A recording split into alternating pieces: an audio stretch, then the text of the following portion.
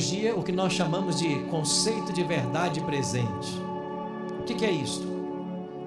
Em cada momento da história, Deus tem uma mensagem específica para o seu povo. Isto é conceito de verdade presente. Vou dar um exemplo.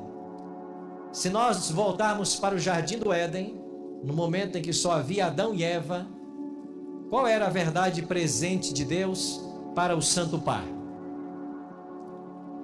Qual era a mensagem principal que Deus tinha para esse casal nesse momento? Não comam da árvore. E se vocês comerem, vocês morrerão. Tinha uma mensagem mais importante para Adão e Eva do que esta? Não. Esta era a mensagem. Isso é verdade presente. Para aquele momento, essa é a mensagem. Vamos para Gênesis capítulo 6. Lá diz que o povo se afastou de Deus. A maldade humana cresceu. Deus disse: o meu espírito não vai atuar para sempre no homem. Então Deus chamou um homem, Noé. E através de Noé, ele tinha uma mensagem para dar ao mundo daqueles dias. Qual era a verdade presente nos dias de Noé? Vai vir um dilúvio. Há uma forma só de escapar. Qual é? Entrar na arca. Quem não entrar vai morrer. Tinha uma mensagem mais importante do que esta? Não. Por quanto tempo ela foi pregada? 120 anos. Enquanto a arca foi sendo construída, a mensagem foi sendo pregada. Isso é verdade presente. Vamos para os tempos prévios do cativeiro babilônico. As 10 tribos do norte foram destruídas pelo Império Assírio, lá em 722 a.C. Sobraram apenas 2 tribos das 12, Judá e Benjamim. O povo de Deus estava agora resumido em 2 tribos. Acontece que essas 2 tribos também iriam parar em cativeiro. E qual era a verdade presente para esse momento da história de Israel? Virá o rei de Babilônia. Ele vai escravizar vocês. Não resistam à escravidão dele. Vocês irão para a Babilônia. Lá vocês ficarão 70 anos. E depois de 70 anos, eu vou trazer vocês de volta para Jerusalém. Esta era a verdade presente para as tribos de Judá e Benjamim antes do cativeiro. Isso é verdade presente. Aí se você perguntar assim: pastor, e hoje?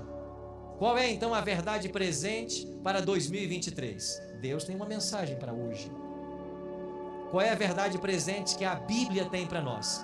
Apocalipse 14, 6 a 12. Isto é verdade presente para os nossos dias.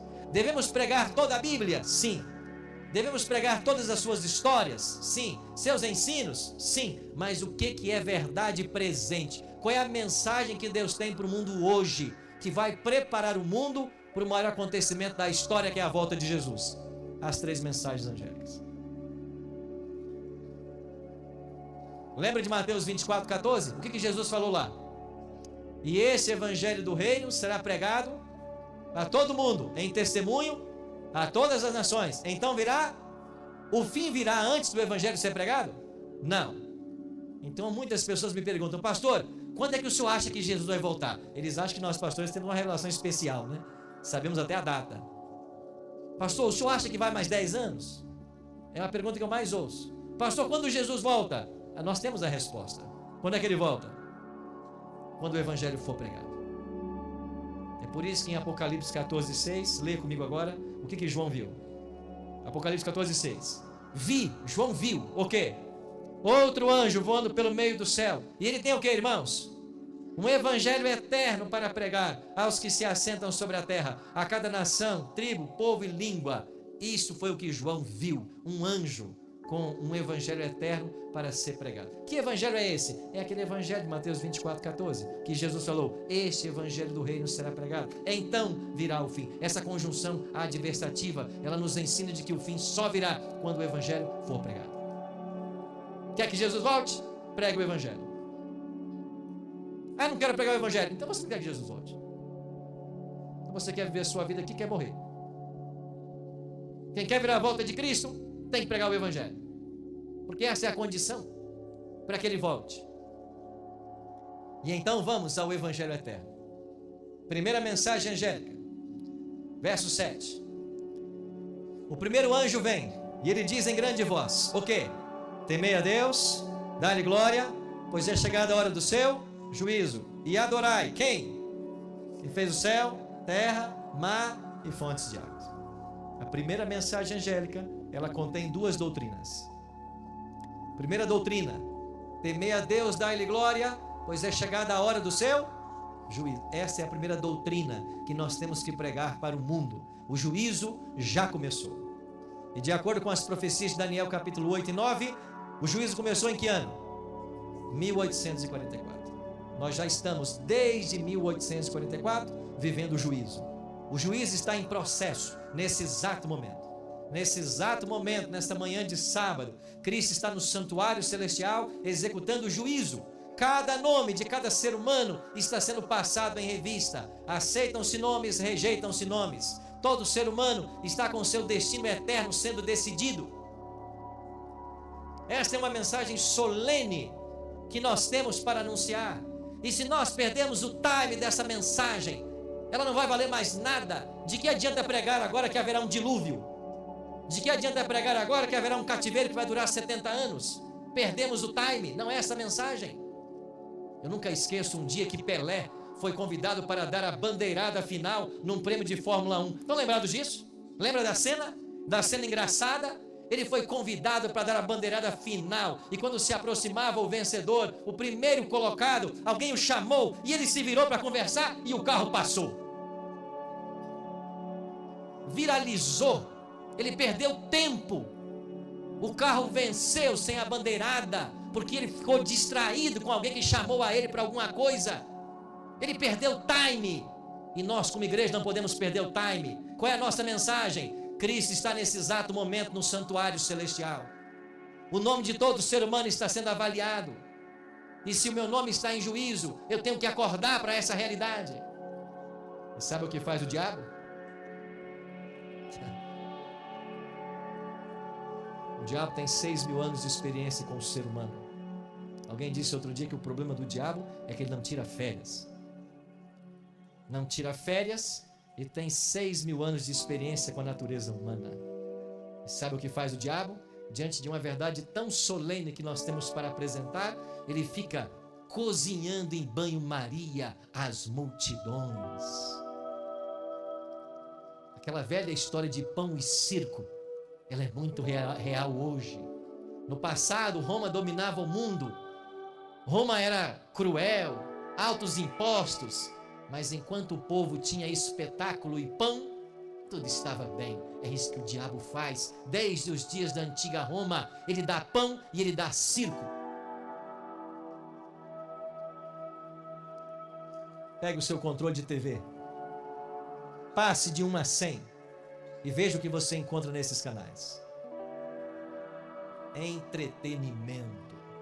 Entretenimento. Você tem esportes para quem gosta. Todo dia tem jogo. Tem Campeonato Brasileiro, tem Campeonato Paranaense, tem Copa do Brasil, tem Libertadores, tem Copa do Mundo. E o dia que não tem jogo em um canto nenhum desse planeta, tem lá os ex-jogadores conversando sobre futebol o dia inteiro. E milhares de pessoas estão ali bebendo do futebol, ouvindo os comentaristas, se a bola entrou ou não entrou, se o meu time foi campeão ou não foi. Pão e circo.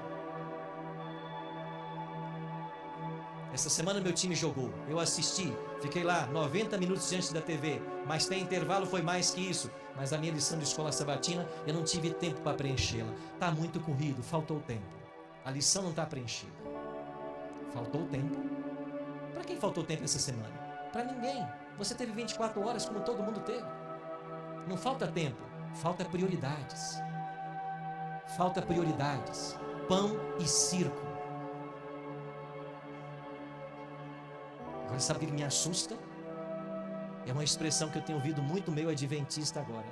Eu maratonei esse final de semana. Eu vi toda a série de Friends. Eu vi toda a série de Walking Dead. Eu vi toda a série disso, daquilo. Qualquer lançamento, as pessoas sabem. Eu maratonei. Eu virei o sábado, fiquei o domingo. Eu assisti tudo. Eu estou antenado. Eu sei como vai terminar a série. Mas a lição da escola sabatina continua em branco. e no sábado nem traz a lição. Pão e circo. E aqueles que o diabo não consegue pegar com o futebol, com o esporte, ele pega com a série, com o filme, com a novela. Ele vai pegando porque ele tem experiência de 6.000 anos. Ele vai te segurando. Você sabe, você se conhece. Você está caindo em alguma estratégia do diabo? Está aí iludido pelo pão e pelo circo? Pegue a semana passada que terminou, ou que termina hoje, coloque no papel quanto tempo você gastou com cada coisa. Quanto tempo você passou trabalhando e estudando, e fora disso, o que você fez? Aonde o seu tempo está sendo gasto? Nesse exato momento, Jesus está no santuário celestial, julgando cada ser humano para ser dado a vida eterna ou a morte eterna, e nós estamos ludibriados com pão e circo.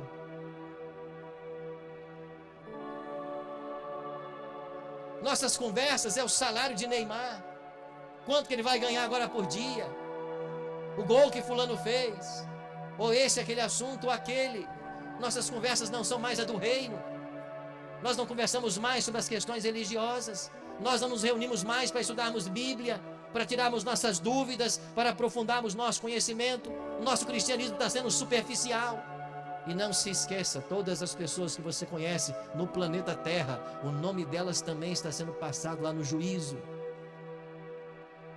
Só tem 2 destinos para todo ser humano. Todo ser humano. O juízo começou. Qual é a norma do juízo? O que Deus vai usar como medida para julgar as pessoas? A lei. É por isso que a primeira mensagem diz assim: e adorai aquele que fez o céu, terra, mar e fontes de águas. De onde o anjo está tirando essa expressão? Do 4º mandamento da lei. Porque lá Deus diz que Deus criou o mundo em 6 dias e no 7º descansou. Por quê? Porque ele criou o céu, terra, mar e fontes de água. O anjo está copiando literalmente o 4º mandamento. Então a primeira mensagem, que é a verdade presente, que nós temos que pregar, é: o juízo começou, a norma do juízo é a lei, e dentro da lei o sábado. Essa é a nossa mensagem. Há alguns anos eu fazia parte de uma associação de pastores evangélicos. Nós estávamos reunidos em 11 pastores, 11 igrejas diferentes, e todo mês tínhamos uma reunião para projetarmos alguma ação que levasse o evangelho para o nosso município. Numa dessas reuniões mensais nossas, veio um vereador evangélico e disse assim: eu tenho uma proposta para vocês, pastores.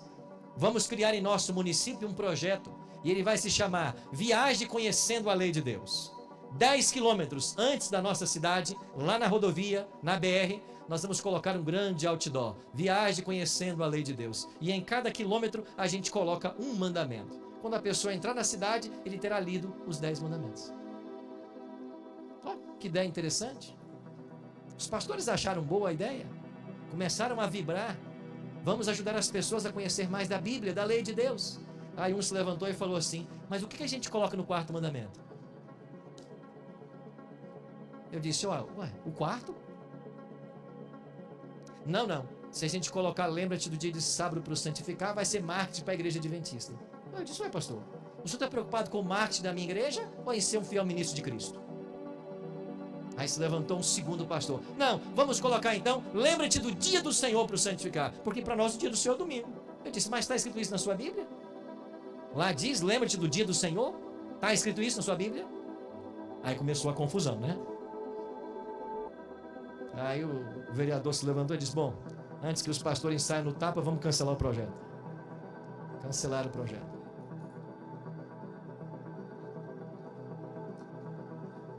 Outro dia alguém disse para mim assim: vocês adventistas só falam em sábado. Eu disse para ele assim: se a gente não falar, quem vai falar? Que religião vai começar a ensinar amanhã que a lei de Deus tem um mandamento que está esquecido, que é o 4º? Que igreja vai fazer isso? Alguém vai fazer? Não. Porque essa é a nossa mensagem presente. O juízo começou. A norma de Deus será a lei. Dentro da lei o sábado. Eu tenho pouco tempo, vou terminar logo. Verso 8. O segundo anjo vem e diz assim: caiu a grande Babilônia. O que significa a queda de Babilônia? Significa que todas as suas falsas doutrinas foram denunciadas. E quando as falsas doutrinas de Babilônia são denunciadas, ela cai por terra. Nós temos que pregar a verdade, porque quando a verdade é pregada, o erro cai por terra. Não gaste tempo com o erro, pregue a verdade. Ensine a palavra. Isso vai derrubar a Babilônia. Temos que pregar a verdade. E Babilônia tem tido muito sucesso em espalhar suas mentiras. O livro do Apocalipse diz que com essas mentiras, Babilônia conseguiu embebedar os reis da terra. As pessoas estão bêbadas com o vinho de Babilônia. Estão acreditando em tudo, menos na Bíblia. E todas as igrejas finalmente se unirão num grande movimento ecumênico. E esta união, ela vai acontecer aglutinada por duas falsas doutrinas, abraçadas hoje por todas as igrejas. O domingo é o dia santo e a alma é imortal. A alma é imortal? Essa foi a primeira mentira que o diabo contou no planeta Terra. Lá em Gênesis, ele disse para Adão e Eva: o que Deus falou para vocês? Que não pode comer da árvore? Não, pode comer. É certo que não morrereis. Não, vocês são imortais. O problema é que Deus sabe que no dia em que dela comeres, vocês se abrirão os olhos, ou terão os olhos abertos, e vocês serão como Deus, conhecedores do bem e do mal. A primeira mentira que o diabo contou é que a alma é imortal. E hoje estão por aí as religiões defendendo a imortalidade da alma, cada um a sua moda. Para alguns, a pessoa morre e já vai para a glória. Eu tive um ancião de igreja que um dia ele perdeu um irmão que era membro de uma outra igreja. E no velório do irmão, o pastor do irmão foi pregar e o pastor tentou confortar a família com as seguintes palavras: não choremos o irmão que aqui está, porque o corpo está aqui, mas a alma já está na glória com o Pai. Esse ancião da minha igreja disse: ei pastor, para com mentira, não minta para a minha família aqui no cemitério, pastor. Não tem alma nenhuma na glória, meu irmão está aqui, não tem alma andando por aí, só quando Jesus voltar ele vai ressuscitar. Fico imaginando a cara do pastor diante dessa situação. Bom, foi uma situação muito delicada. Eu não sei se eu teria coragem de fazer isso, mas as pessoas hoje pregam uma mentira com tanta descaragem, como se fosse verdade. Não, a alma já está na glória com o Pai. Quem disse isso? Onde está isso na Bíblia? A pessoa quando morre fica morta, e se ninguém levar nem para o cemitério ela vai. Ela fica onde cai. Mas estão ensinando: não, vai para a glória, não, vai para o purgatório, vai para um processo intermediário de purificação, não, vai se reencarnar, e de acordo com as obras se reencarna, para passar por processo de purificação. Aonde está isso na Bíblia, irmãos? Chega de uma igreja baseada em costumes e tradições filosóficos. A filosofia invadiu a religião, não estão dando espaços mais para a Bíblia. Nós temos que ficar com a Bíblia não ensina isso. Então nós temos que pregar a verdade para que a mentira caia por terra. A alma é mortal, sim. Ezequiel 18 ensina isso, e em tantos outros textos da Bíblia. E a última mensagem, versos 9 a 12. O terceiro anjo vem e diz assim: se alguém adora a besta e a sua imagem, e recebe a sua marca sobre a fronte ou sobre a mão, também esse beberá do vinho da cólera de Deus, preparado sem mistura do cálice de sua ira, e será atormentado com fogo e enxofre diante dos santos anjos e na presença do Cordeiro. Em outras palavras, quem aceitar a marca da besta vai ser condenado. Então a terceira mensagem angélica, ela tem que ser apresentada em contraste com a primeira. Se na primeira nós chamamos as pessoas a adorar a Deus no dia em que Ele quer ser adorado, na terceira nós advertemos as pessoas que se elas aceitarem o domingo como dia santo, finalmente elas receberão a marca da besta. E o resultado será a participação das 7 pragas. Essa é a nossa mensagem. É isso que vai preparar o mundo para a volta de Jesus. E as decisões terão que ser tomadas de um lado ou de outro. Agora, quer privilégio maior que o nosso, de já conhecermos isso e termos tempo e oportunidade para nos prepararmos para aquilo que vem? Esse é o evangelho eterno que tem que ser pregado. E como resultado desta pregação, milhares se converterão. Todos nós hoje somos chamados a tomar uma posição. Todos nós somos. Nós que um dia fomos batizados, somos desafiados pelo Espírito de Deus a priorizarmos as coisas espirituais na vida, a cuidarmos com muita sabedoria do nosso tempo, a ouvirmos Cristo na sua orientação de Mateus 6,33, onde ele diz: buscai, pois, em primeiro lugar, o quê? O reino de Deus. E quando se faz isso, o que acontece? Todas as outras coisas vos serão acrescentadas. Mas é o reino de Deus primeiro. Primeiro o reino de Deus. Não se engane com o pão e o circo que o diabo tanto gosta de oferecer. Cuidado com os entretenimentos. Cuidado com aquilo que a tecnologia tem colocado nas nossas mãos. A tecnologia abre o mundo diante dos nossos olhos. Muito cuidado com aquilo que a gente vê, com o tempo que você gasta, com aquilo que está alimentando sua mente. Existe uma mensagem a ser pregada em nossos dias. Cristo só voltará quando ela for pregada. E é por isso que nós precisamos estar atentos à voz de Deus para não sermos ludibriados, enganados por Satanás.